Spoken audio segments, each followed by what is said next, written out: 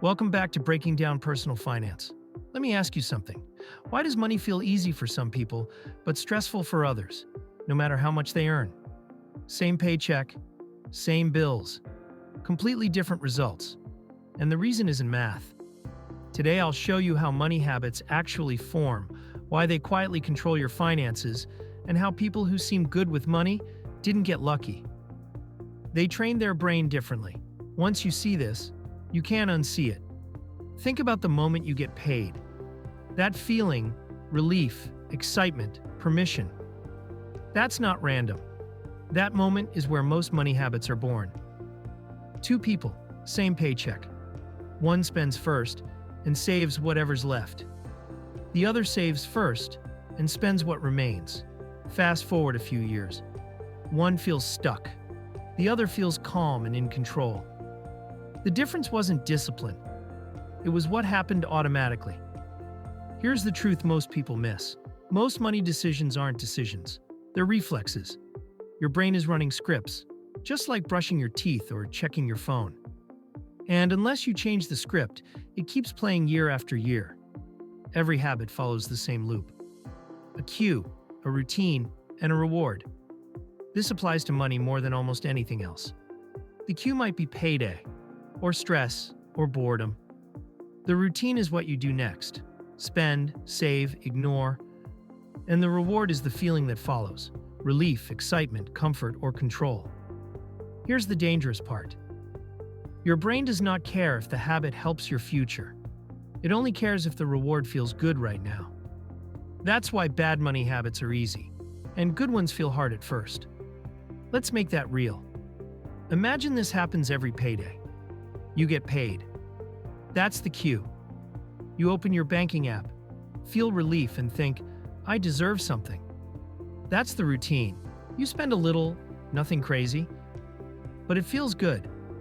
That feeling is the reward. And your brain remembers one thing. Spending right after payday feels good. That loop gets reinforced month after month, without you ever deciding to build it. This is where people blame themselves. They say, I just need more willpower. I'll try harder next month. But willpower is temporary. Habits are permanent. If the system stays the same, effort always loses. Most money habits formed before you ever earned real money. You absorbed them. From parents, from stress around bills, from comments like, we can't afford that. Your brain learned what money means long before you learned how it works. And habits follow meaning automatically.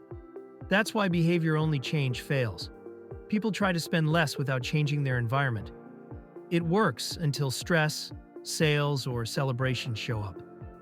Then the old habit snaps back. Not because you failed, because the system never changed. Real change starts here. Instead of asking, how do I control myself? Ask, how do I make the right choice automatic? Here's a powerful example. If you wait until the end of the month to save, you fight every expense. But if saving happens the moment you get paid, there's no decision. The cue is payday. The routine is automatic saving. The reward is watching progress happen without effort. Same money, different habit loop, different future. Now let's go deeper. Identity. Most habits don't come from goals. They come from who you think you are. If you keep saying, I'm bad with money, your brain looks for proof. But if you start saying, I'm learning to handle money better, every small action becomes evidence. Checking your balance. Skipping one impulse buy. Setting up one automation. Tiny actions don't just change your account. They change who you believe you are. And identity is sticky.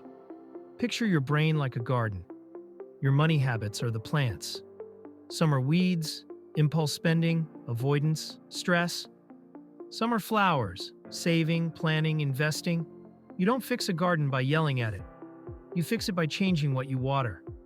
Starve the bad habits. Feed the good ones. Over time, the entire landscape changes. Now, quick pause, because this part matters. If all of this feels a little uncomfortable, that's normal. This isn't about personality. It's not about being bad with money. What this really means is that your habits were trained without your permission. And the moment you understand that, you stop blaming yourself and start changing the system. Let's make this practical. Overspending often starts with a cue, boredom or stress. The routine is scrolling and buying something small. The reward is distraction and relief. To change it, you don't fight the urge. You replace the routine with something that delivers a similar reward: movement, humor, or visible progress. Same cue, new routine.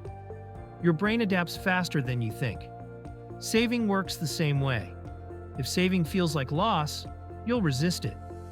But if you track progress visually, watching numbers grow and goals get closer, saving becomes satisfying. You're teaching your brain that progress feels good. That's how habits flip. One last factor most people ignore: your social environment. If everyone around you spends impulsively, that becomes normal. If people around you talk about goals and systems, that becomes normal too. You don't need new friends. You just need better reference points. Here's the best news. Habits don't require perfection. They require repetition. Once a behavior becomes automatic, it stops costing energy. That's when progress accelerates. That's why people who are good with money don't feel like they're trying.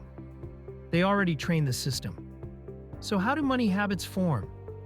Through repetition, through emotion, through environment, not willpower.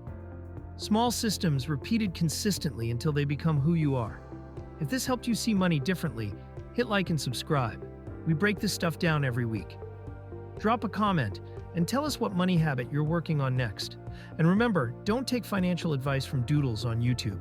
Learn here, research more, then decide for yourself.